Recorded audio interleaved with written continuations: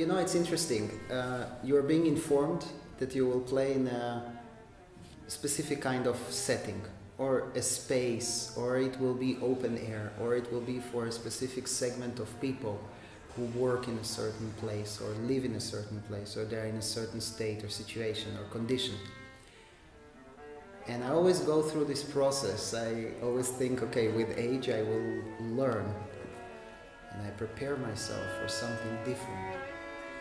But finally, as long as you play for living creatures that are surviving in this world and that are within their lifespan,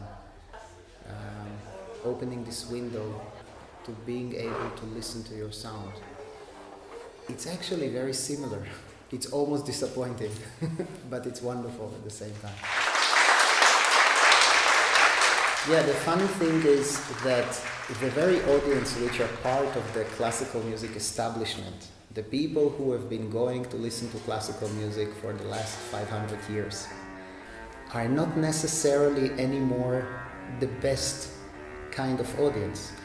So the interesting thing is that sometimes you find the most interesting audience, or the audience who challenge you, in the most unexpected places. Sometimes somebody who comes without any expectations, and maybe even with some fear or skepticism, or he comes and tells you, show me.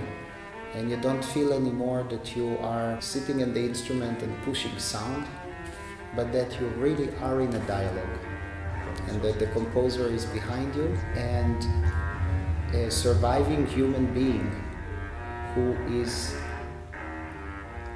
testing this new ground, honestly testing, not necessarily judging you, but he's giving it a real chance. He's listening to you. And he really doesn't know whether the sky can open or hell can open. Suddenly music becomes again this extra dimension that can change your perception of life.